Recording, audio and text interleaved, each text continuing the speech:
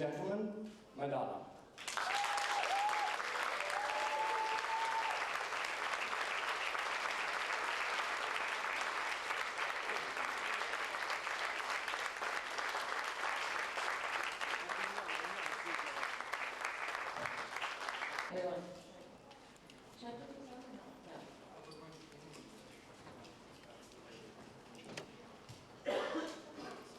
History and pushing those boundaries, how does it feel to be making it? Honestly, I had no expectations when I started writing the books. I didn't even know that anyone would be interested in them. I felt inspired to share some life lessons that I've learned over the past few years with children, and it was all a surprise that things worked out as well as they did and that people were so enthusiastic about them. So no, I didn't expect it.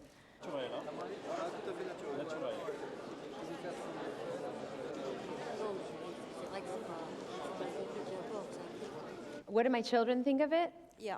Yeah, well, my son's only 3 and he's not good at sitting still.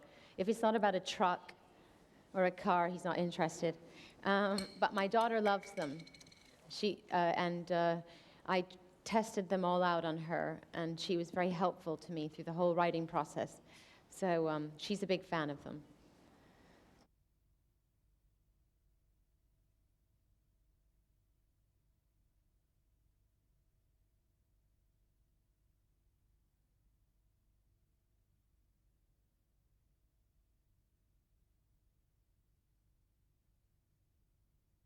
When I published the book Sex, I was at a point in my life where I was interested in pushing boundaries and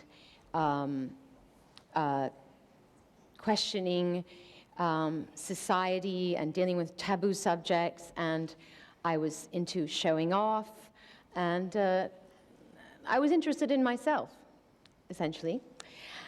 And when I think about and obviously I'm writing children's books now, and I'm interested in children, and I look back at the journey that I've made from then until now, and I'm actually quite proud of my journey, because the sex book was about me and saying, hey, look at me, and the children's books were about hopefully imparting some wisdom to people, to children.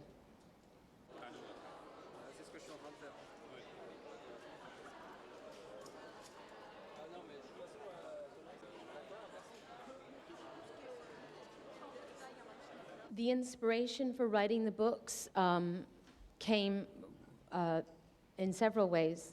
First of all, it was suggested to me by one of my Kabbalah teachers that I should, because I said to him, you know, one of the things that you learn in Kabbalah is that the way to make miracles happen in your life is to do things just for the sake of sharing.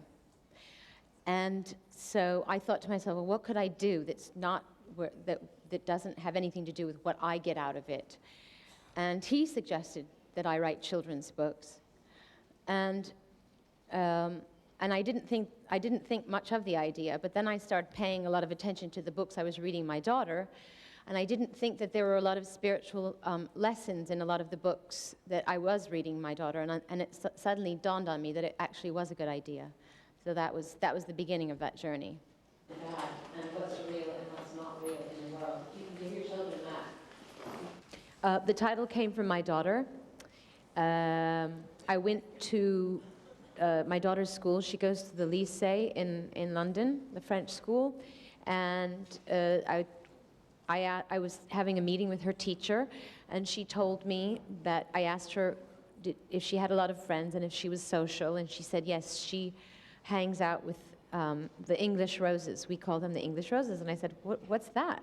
She said, oh, it's just a group of 4, there's 4 girls, and they're all English, and they sort of stick together because almost everybody else in the school is French. And I thought that was really cute and clever, that at a French school there would be a group of girls called the English Roses, and that gave me the idea for the title.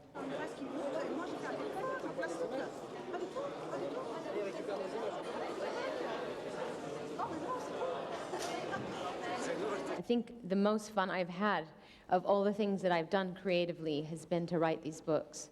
And And I think a lot of it has to do with the fact that I'm not doing it to become more famous, and I'm not doing it to become richer, and I'm not doing it because I think it's cool. I'm doing it because I want to share something I know with children, and it's been a very liberating experience for me.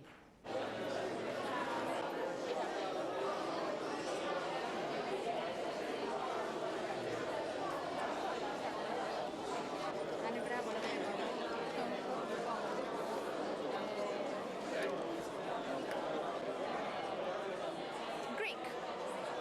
Can you turn the page? I have it in Hebrew if you want to see. Oh yeah. Arabic. What's that? In Hebrew. Ah, Hebrew. Oh. Thank you very much.